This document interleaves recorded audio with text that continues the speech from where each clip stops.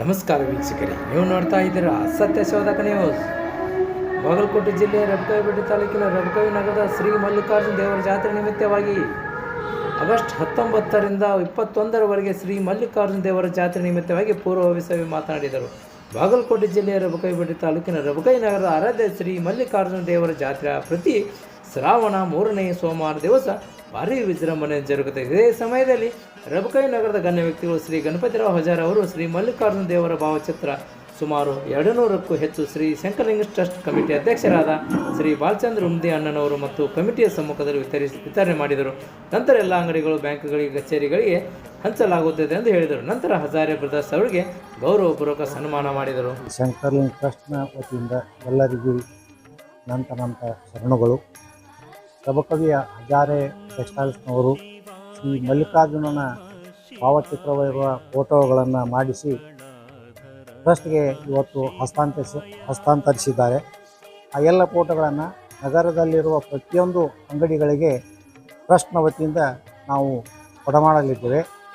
ಇದೇ ತಿಂಗಳ 19ರಿಂದ ರಬಕವಿಯ ಶ್ರೀ ಶಂಕರಲಿಂಗ ಟ್ರಸ್ಟ್ನ ವತಿಯಿಂದ ರಬಕವಿ ನಗರದ ಆರಾಧ್ಯ ದೈವರಾಗಿರ್ತಕ್ಕಂಥ ಮಲ್ಲಿಕಾರ್ಜುನ ದೇವರ ಜಾತ್ರಾ ಮಹೋತ್ಸವ 19ರಿಂದ 8 ದಿನಗಳ ಕಾಲ ನಡೆಯಲಿದೆ. ಮೊದಲನೇ ದಿನ ಶ್ರೀ ಬ್ರಹ್ಮರಾಂಬಾದೇವಿ ಮತ್ತು ಶ್ರೀ ಮಲ್ಲಿಕಾರ್ಜುನ ದೇವರ ರುದ್ರಾಭಿಷೇಕ ಮಹಾಪೂಜೆ ಕಾರ್ಯಕ್ರಮ, ಮಧ್ಯಾಹ್ನ ಕರಡಿ ಮೊದಲು, ಸಾಯಂಕಾಲ 5:30 ಗಂಟೆಗೆ ರಥದ ಕಳಸಾರೋಹಣ, 6 ಗಂಟೆಗೆ ಶ್ರೀ ಮಲ್ಲಿಕಾರ್ಜುನ ದೇವರ ಮತ್ತು ಮಾಲಿಂಗಪುರದ ಶ್ರೀ ಮಹಾಲಿಂಗೇಶ್ವರರ ಉತ್ಸವ ಮೂರ್ತಿಗಳ ಪ್ರತಿಷ್ಠಾಪನೆಯಾದ ನಂತರ ಮಲ್ಲಿಕಾರ್ಜುನ ದೇವರ ಜಾತ್ರಾ ಮಹೋತ್ಸವ ನಡೆಯಲಿದೆ. ಮಂಗಳವಾರ ದಿವಸ ಪ್ರಸಾದ ಸೇವಾ ಸಮಿತಿಯಿಂದ ಅನ್ನ ಸಂತರ್ಪಣೆ ಮಹಾದೇವ ದೇವಸ್ಥಾನದಲ್ಲಿ ನಡೆಯಲಿದೆ. ಮಧ್ಯಾಹ್ನ 4 ಗಂಟೆಗೆ ಜಂಗೀನಿ ಕಾಲಿ ಕುಸ್ತಿಗಳು ಕೂಡ ನಡೆಯಲಿವೆ. ಬುಧವಾರ ದಿವಸ ಪ್ರತಿ ವರ್ಷದಂತೆ ಈ ವರ್ಷವೂ ಕೂಡ ಕೃಷ್ಣಾ ನದಿಗೆ ಬಾಗಿನ ಅರ್ಪಿಸುವ ಕಾರ್ಯಕ್ರಮ ಹಮ್ಮಿಕೊಳ್ಳಲಾಗಿದೆ.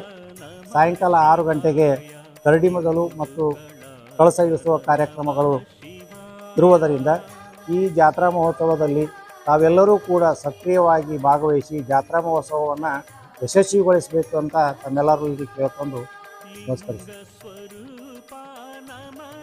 ಅದೇ ರೀತಿಯಾಗಿ ಪ್ರತಿ ವರ್ಷದಂತೆ ಸೋಮವಾರ ಜರುಗುವ ಶ್ರೀ ಮಲ್ಲಿಕಾರ್ಜುನ ಜಾತ್ರಾ ಮಹೋತ್ಸವಕ್ಕೆ ಭಕ್ತಾದಿಗಳೆಲ್ಲರೂ ಸೇರಿ ನೈವೇದ್ಯ ಕೊಡುವ ಪದ್ಧತಿ ಮೊದಲಿನಿಂದ ಬಂದಿದ್ದು, ಆ ನೈವೇದ್ಯ ಬದಲಾಗಿ ಎಲ್ಲ ಭಕ್ತಾದಿಗಳು ಹಿಟ್ಟಕ್ಕಿಯನ್ನು ತಂದುಕೊಂಡಂಥ ಸಂದರ್ಭದಲ್ಲಿ ಸದರಿ ಹಿಟ್ಟಕ್ಕಿಯು ಸದುಪಯೋಗ ಆಗುತ್ತದೆ ಈ ಟ್ರಸ್ಟ್ ವತಿಯಿಂದ ನಾವು ಕೇಳಿಕೊಳ್ತೇವೆ.